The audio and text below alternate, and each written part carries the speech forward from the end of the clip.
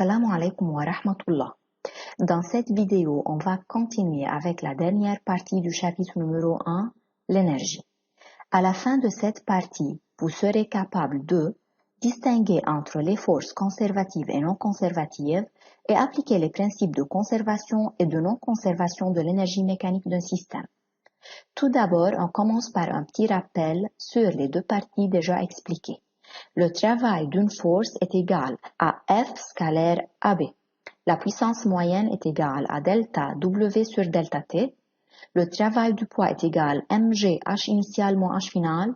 La puissance instantanée est égale à F scalaire V instantané. Quand on effectue un travail, l'énergie est transférée d'un corps à un autre ou transformée d'une forme à une autre. L'énergie totale E est la somme des énergies macroscopiques et microscopiques. E total est égal à EM plus E. L'énergie mécanique est la somme des énergies cinétiques EC et des énergies potentielles EP. L'énergie potentielle est la somme des énergies potentielles de pesanteur EPP qui est égale à plus ou moins mgh et des énergies potentielles élastiques EPE qui est égale à 1/2 kx au carré. L'énergie cinétique de translation d'un système de masse m qui se déplace à une vitesse v est 1/2 m v au carré. L'énergie cinétique de rotation est 1/2 Iθ' au carré et finalement l'énergie potentielle de torsion élastique est 1/2 Cθ au carré. Commençons par le théorème de l'énergie cinétique. La variation de l'énergie cinétique d'un système entre deux instants est égale à la somme des travaux des forces extérieures et intérieures agissant sur le système entre ces instants. Mais la somme des travaux des forces intérieures est égale à 0, quel que soit T. Pour cela, delta EC est égal à la somme des travaux des forces extérieures, où on peut écrire EC final moins EC initial est égal à la somme des travaux des forces extérieures. Comme application, un solide S de masse m est lâché sans vitesse initiale du point initial B vers le point final A sur une trajectoire rectiligne inclinée d'angle 30 degrés avec l'horizontale, comme indique la figure ci-contre. On prend G est égal 10 mètres par seconde et AB est égal 3,6 mètres et on néglige le frottement. On doit calculer la vitesse de S en A en utilisant le théorème de l'énergie cinétique.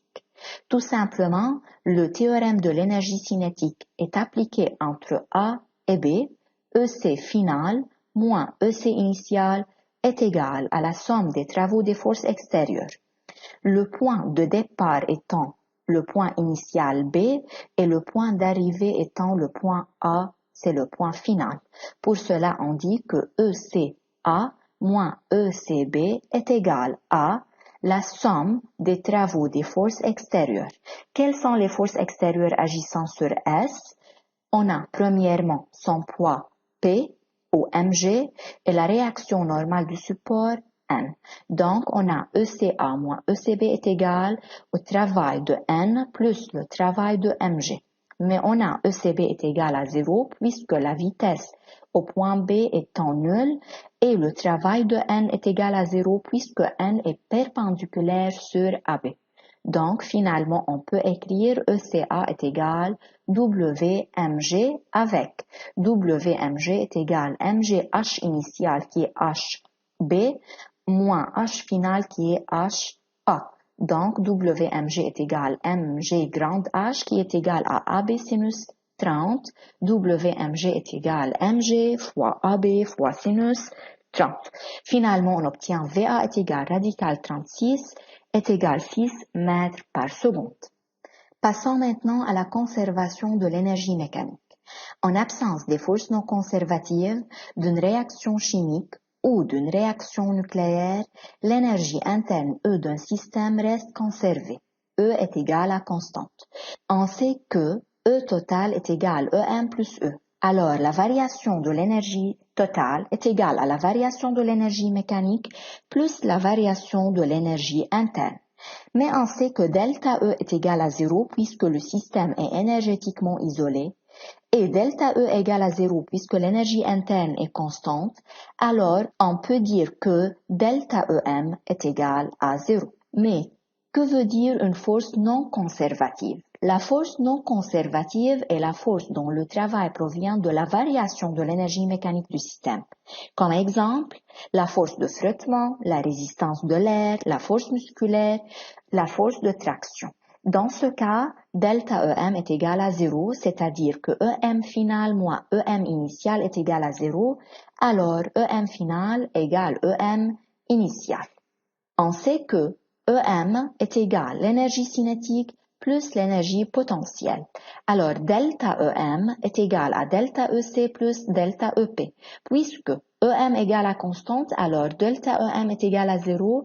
Ça veut dire que delta EC plus delta EP est égal à 0. Donc, delta EC est égal moins delta EP. Donc, la variation de l'énergie cinétique d'un système est égale à l'opposé de la variation de son énergie potentielle. Si EC augmente, alors EP diminue. On passe à l'application. Un solide S de masse M lâché sans vitesse initiale du point B vers le point A sur une trajectoire rectiligne inclinée d'angle 30 degrés avec l'horizontale, comme indique la figure ci-contre. On prend G est égal à 10 mètres par seconde carré, AB 3,6 mètres et on prend le plan horizontal passant par le point A comme niveau de référence de l'énergie potentielle de pesanteur. On néglige le frottement, on doit déterminer la vitesse de S au point A en utilisant la conservation de l'énergie mécanique. On commence tout simplement par EM final est égal à EM initial puisqu'il n'y a pas de force non conservative. EM final est au point A, EM initial au point B.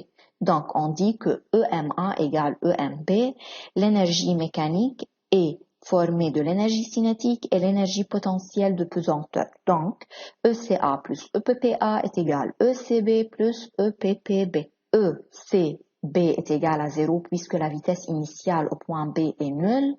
Et EPPA est égal à 0 puisque le plan horizontal passant par A est le niveau de référence de l'énergie potentielle de pesanteur. Alors, on peut dire que ECA est égal à EPPB. ECA, ça veut dire 1/2 MVA au carré. EPPB égale à mg fois h qui est AB sinus 30. Donc, on obtient finalement VA est égal radical de 36 égale 6 mètres par seconde. La même réponse déjà obtenue avec la résolution du théorème de l'énergie cinétique. Passons finalement à la non-conservation de l'énergie mécanique. En présence d'une force non conservative, d'une réaction chimique ou d'une réaction nucléaire, l'énergie interne d'un système ne reste pas conservée au cours du temps. Delta E qui est égal à delta EM plus delta E est nul et delta E différente que 0, alors delta EM plus delta E égale à 0, mais delta EM est égal moins delta E différente que 0 est égal exactement à la somme des travaux des forces non conservatives.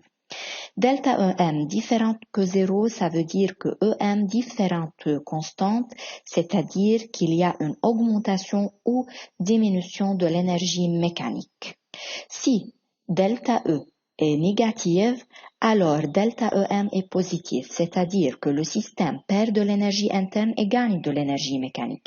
Si delta E est positive, alors delta EM est négative, alors le système gagne de l'énergie interne et perd de l'énergie mécanique. Application. Un solide S de masse M égale 2 kg est lancé du point A avec une vitesse de 4 mètres par seconde vers le point B sur une trajectoire rectiligne horizontale. Il arrive en B avec une vitesse de radical 6 mètres par seconde, comme indique la figure ci-contre. La force du frottement a eu lieu et supposée constante de valeur 5 newtons. Prendre G est égal à 10 mètres par seconde carré et le plan horizontal passant par A comme niveau de référence de l'énergie potentielle. On doit calculer en utilisant la non-conservation de l'énergie mécanique la distance AB. Puisque le frottement est différent de 0, alors il y a une force non conservative. Pour cela, l'énergie mécanique est différente de constante et par suite, on applique la non-conservation de l'énergie mécanique qui est EM final moins EM initial est égal à la somme des travaux des forces non conservatives. Donc, EM B moins EMA est égal à la somme des travaux des forces non conservatives. EMB égale ECB plus EPBB, EMA égale ECA plus EPPA. La somme des travaux des forces non conservatives est égale au travail de frottement. EPPB et EPPA sont nuls, alors on a ECB moins ECA est égal au travail de frottement. ECB, ça fait 1 demi m VB au carré, ECA 1 demi m VA au carré. Le travail de frottement est égal à moins F fois la distance AB. Donc, on remplace toutes les constantes par ces valeurs numériques. On obtient finalement AB est égal 2 mètres. Comme résumé de cette leçon, travail de F est égal FAB cosinus alpha. Puissance moyenne est égale delta W sur delta T. Travail de poids est égal mgh initial moins h final. Puissance instantanée est égale F fois vitesse instantanée fois cosinus de l'angle entre F et V instantané.